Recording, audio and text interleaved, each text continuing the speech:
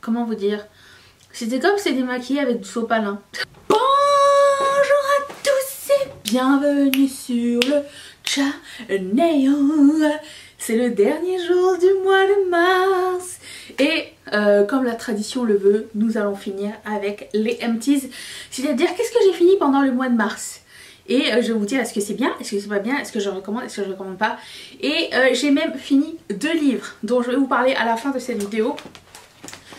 Je vous les montre pas, c'est une surprise. Et c'est 2 livres qui m'ont été recommandés par vous. J'ai des opinions, j'ai des opinions. Allez, on commence tout de suite avec un truc non intéressant, mais ne partez pas. De l'acétone. J'utilise beaucoup l'acétone pour nettoyer mon ongle avant d'appliquer tout ce qui est ongle à gommette, nettoyer mon ongle avant de faire quoi que ce soit. C'est avec ça que je le fais. Sinon, je m'en sers aussi pour nettoyer quand je fais du nail art, ce qui n'est pas tout de suite... ce qui n'est pas trop pertinent en ce moment, mais c'est surtout pour enlever les résidus de sébum et tout ça sur les ongles. C'est avec ça que je le fais. C'est la marque Quo. J'aime beaucoup ce format et j'en trouve pas d'autres, sinon c'est toujours en bidon. Et vous me connaissez? Vous ne me connaissez pas. Je vais tout faire tomber. Voilà. J'ai fini. Ça y est, Bath and Body Works. Le gel... Comment ça s'appelle? Un savon? Un savon pour les mains Twisted Peppermint de Bath & Body Works. C'est comme si tu mélangeais de la papa avec de la menthe. Mais pas la menthe genre thé à la menthe, mais la menthe comme chewing-gum à la menthe, tu vois. C'est un vrai plaisir pour les mains et pour le nez. J'adore ce produit, j'adore cette senteur.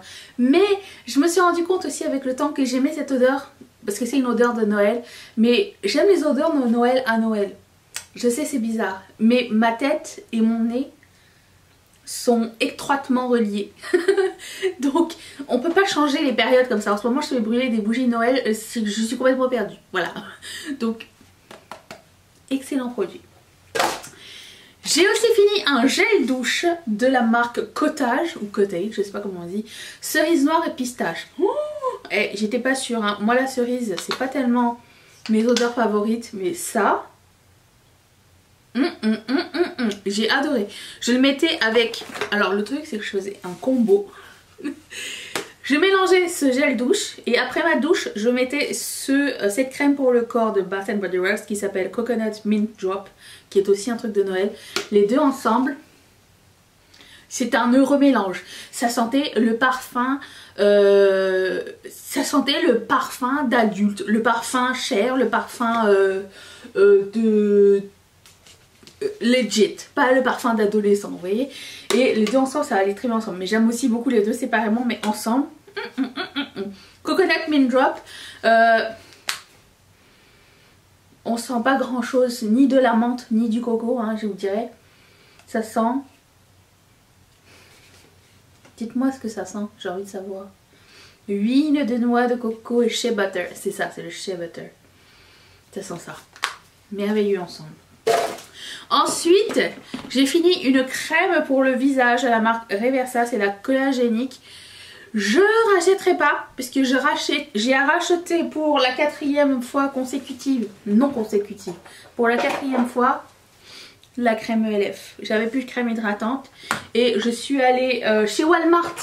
Vous pouvez maintenant aussi le trouver dans vos pharmacies, Pharmaprix. Et du coup, j'ai retrouvé cette crème et je me suis dit, oh, ma meilleure amie, j'en ai pris. Il y a des soldes en ce moment sur ELF. Je me suis dit, oh mon dieu, si la crème, j'en prends genre 5. Non, il n'y en avait pas. Non. Mais bon, elle coûte vraiment pas cher. Et c'est la meilleure crème pour moi. Elle est mi-gel, mi-robot. Mais elle fonctionne super bien sur moi. C'est la crème idéale. Et voilà, donc je l'ai rachetée. Celle-ci, c'était la marque qui me l'avait envoyée. C'était bien, hein, mais je préfère la ELF. J'ai détesté ce produit. Ça c'est un produit de Fourth Year Ray Beauty, c'est une délingette démaquillante. Alors certes elles sont au bambou, je sais pas trop, ça vegan, paraben free, cruelty free, recyclable, mais comment vous dire, c'était comme si c'était démaquillé avec du sopalin. Il n'y avait rien en termes de produits, il n'y avait pas assez de produits dans la lingette, donc j'ai pas trop aimé. C'est efficace certes, mais hyper désagréable à utiliser. Donc je suis retournée aux lingettes de Costco. Je suis désolée. Sorry. Sorry. Ça va être... c'est mon défaut. Qu'est-ce que vous voulez? J'en ai un. Ensuite, j'ai terminé 3 sets d'ongles. Les 3 c'est Impress, oui. Alors lui c'est Impress d'aloe huître. Lui il était bien, ok, lui il était sympa. Le nom c'était Moving On. C'était des pastels mauve, un peu mat, un peu marbré, très sympa. Celui-ci c'était les nouveaux là, les Pure Fit. Et ça s'appelle Climb Up. Il m'a tenu super longtemps, genre 10 jours. C'est des faux ongles avec une petite gommette intégrée. Vous enlevez la pellicule, vous mettez sur votre ongle, pas besoin de colle ni rien du tout. Et ça m'a tenu super longtemps. Voilà. Vous avez un mode d'emploi en arrière hein, si jamais vous avez peur. Il y a une lingette d'alcool. Et c'est vraiment hyper facile d'utilisation. Super agréable. Pas trop long. C'était une forme amande. J'ai bien aimé. Mais ça m'a tenu hyper longtemps. J'étais vraiment agréablement surprise. Par contre eux, non. Eux c'était les faux ongles de la Saint-Patrick. C'était la marque qui me les avait envoyés. Et je vous l'avais déjà dit, ou je le dis à chaque fois, c'est quand il y a des événements spéciaux, il faut des faux ongles pour l'événement, mais ils sont pas d'aussi bonne qualité que les faux ongles réguliers. Et là c'était ceux de la Saint-Patrick. Comment dire, le modèle était cute, c'était genre mint, pailleté, avec des petits trèfles en strass. Les strass sur les trèfles ils sont partis genre en une journée. C'était très mauvais en termes de qualité. Et je recommande pas, même si le design était cool. Ensuite j'ai fini un après-shampoing de voyage. Je déteste les après-shampoings de voyage, j'arrive jamais à arriver au bout. J'ai mordu le fond pour essayer d'en extraire, risque des périls, risque des périls. Je lis des fois, au risque des périls de mes dents, mais c'était, par contre pour le coup c'était hyper efficace, c'était full de silicone et tout, c'est un bon petit, comment dire, revitalisant de pharmacie à la noix de coco que j'adore, mais je l'avais eu genre en Pure il y a de nombreuses années. Il en reste encore dedans mais non. No thank you. Je me débarrasse d'un pinceau. Au fur et à mesure je me débarrasse des pinceaux. Tiens d'ailleurs lui aussi il dégage. J'aime pas les pinceaux plats comme ça. Hop là. Ça fera ça de moins à laver. Ensuite j'ai terminé un eyeliner de L'Oréal, le Lash Paradise Voluminous Rose Gold. Fini, je l'ai pas mis énormément de fois, il a tout fini, il est séché. J'ai aussi terminé un gel à sourcils de Colourpop, le Brow Boss Gel, et j'ai pris la couleur dark brown. Je dois vous dire que c'était pas mon produit préféré en termes de brow gel. Je préfère de loin celui de Maybelline, le Brow Fast Sculpt, c'est mon favori. Celui-ci c'était comme juste ok. Lui j'ai l'impression qu'il y a de la tenue dedans. J'ai mis celui de Maybelline aujourd'hui, il y a plus de tenue, il y a plus de pigments aussi. Et le pinceau est beaucoup plus intéressant que celui-ci qui ressemble à celui de Benefit en fait. Mais je n'ai pas trop aimé ce produit. Je mets mon maquillage de côté. J'ai aussi terminé malencontreusement le crème gel liner de Colourpop. Couleur café poppy. Oui, je sais pas, un jour je l'ai ouvert, il n'y avait plus rien. J'étais au bout du rouleau. C'est tout. Ça, j'ai aussi fini un bronzer crème de Sonia Kashuk. Oui, c'est possible, comme quoi tout arrive. Excellent bronzer crème. Apparemment c'était un dupe du Soleil Tan de Chanel. Et pour le coup ça m'a vraiment pas coûté le prix de Chanel, ça m'a coûté le prix de Target. Puisque je sais pas si ça existe encore cette marque là, mais ça fait de nombreuses années que je l'ai et j'en ai un d'autre. J'ai pris 2 couleurs puisque moi je savais pas. J'ai aussi fini un concealer. Si. Celui de Maybelline, le Cache C1 couvrage total. Excellent concealer. Écoutez le vide. C'est ça le bruit du vide. Par contre, travailler un œil à la fois, il sèche assez rapidement. J'ai pas eu besoin de le poudrer pour le fixer. C'est un bon concealer, j'aime vraiment beaucoup. Je mets en ce moment celui de The Ordinary. Il est bien, mais je préfère le packaging avec chat. C'est beaucoup plus pratique, je trouve, à appliquer. C'est au moins satisfaisant l'espèce de pommade, je trouve. Je sais pas, j'aime pas tellement le packaging. Bon, après ça reste efficace. Ça, il faut en mettre très peu. J'ai réussi à le dompter et j'en ai 3 donc que la marque m'a envoyé. Donc ça va, je suis all set pendant un moment. Et j'ai aussi fini un petit fard à paupières de MAC qui s'appelle Brulee. Ouais, c'est fini, il est beige. C'est les beiges, ça finit rapidement chez moi, donc voilà, il était très bien. J'adore ce fard à paupières pour l'os de sourcil. C'était la couleur parfaite, la texture parfaite. Je le recommande si jamais vous cherchez un bon fard beige.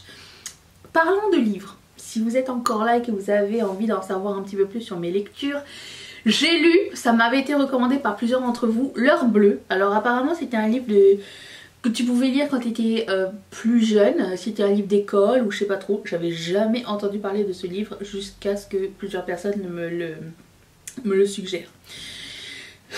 C'est un livre, c'est l'histoire d'une adolescente dans les années 70 en Amérique. Dans le flower power, machin, la peace and love et tout, qui passe au travers des problèmes de drogue. Et c'est son journal intime. Et j'adore les livres écrits en forme de journal intime. J'aime beaucoup lire les journaux intimes des gens qui veulent que je le lise, hein, pas n'importe qui.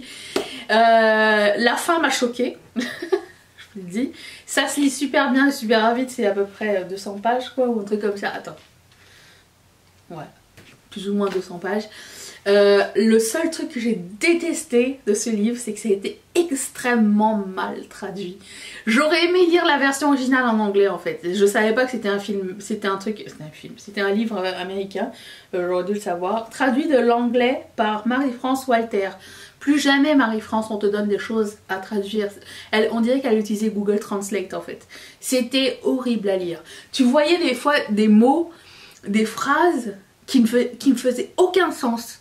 En termes de syntaxe, et tu te dis mais comment elle a trouvé ça, et là tu penses à la phrase en anglais et tu te dis ah ok c'est comme ça qu'elle l'a traduit, et du coup ça m'a un petit peu dérangée parce que il y a des tics de langage et vous savez que je déteste ça, lire des tics de langage dans les livres, et traduction pourrie. Si vous voulez lire ce livre, lisez-le en anglais mais ne le lisez pas en français. C'est horrible comment ça m'a un peu ça m'a un petit peu perturbée en fait. Ça a un petit peu comme gâché ma lecture parce que j'étais toujours en train de faire comme oh, elle a pas dit ça comme ça. Et du coup l'expérience n'était pas fluide.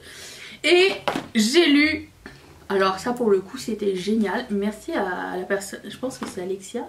Oui, je pense que c'est Alexia qui m'a suggéré ce film. Ça s'appelle La petite couturière de Titanic. Génial livre, vraiment très très très bien écrit. On se doute pas de ce qui va se passer, mais c'est l'histoire d'une couturière qui monte à bord du Titanic. J'ai pas envie de vous dire tout parce qu'elle veut s'échapper de sa vie à Londres.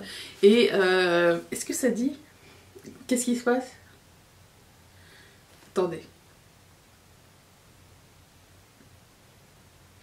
je veux pas spoiler parce que moi, étant donné que je lis jamais les 8e de couverture, moi je crois à tout le monde, donc je vais y aller, je m'en fous, je vais le lire. C'est pour ça que je suis un petit peu ouverte à tous les types de lecture. Je veux pas spoiler, donc lisez-le. C'est une belle intrigue. Moi j'étais en train de... En fait, de tout le début du livre, je me disais toute cette histoire et tous ces gens vont mourir dans le naufrage. Lisez ce livre. Ça va... C'est une... Est-ce que c'est une belle histoire? C'est une histoire extrêmement bien écrite. Et il y a un petit peu de féminisme, il y a un petit peu d'amour, et il y a un petit peu de filles qui veulent prendre leur indépendance, et des petits coups fourrés de corruption. Et je vous le recommande, c'était très très bien écrit. Donc ça s'appelle La petite couturière Titanic de Kate Alcott. Je vais mettre ça dans la barre d'infos si ça vous tente de le lire. Je l'ai lu en français, j'imagine que c'est pas un livre en français à la base, mais c'est comme les films en fait. De plus en plus je me rends compte que je préfère lire en version originale, mais pour les livres ça me dérange un peu moins quand c'est bien traduit de lire en version française, parce que je fais pas le tri. Moi je prends le livre et je dis bah je commence. D'ailleurs là j'ai commencé le livre des Baltimore, ça s'appelle ça comme ça, de Joël Dicker. J'ai beaucoup aimé son premier livre et j'adore sa façon d'écrire. Voilà, c'est tout pour aujourd'hui. Je vous remercie d'être resté avec moi. Je vous retrouve demain, le 1er avril. Et j'ai pas de blague. Je vous dis tout de suite. Je vous fais d'énormes bisous. Bye.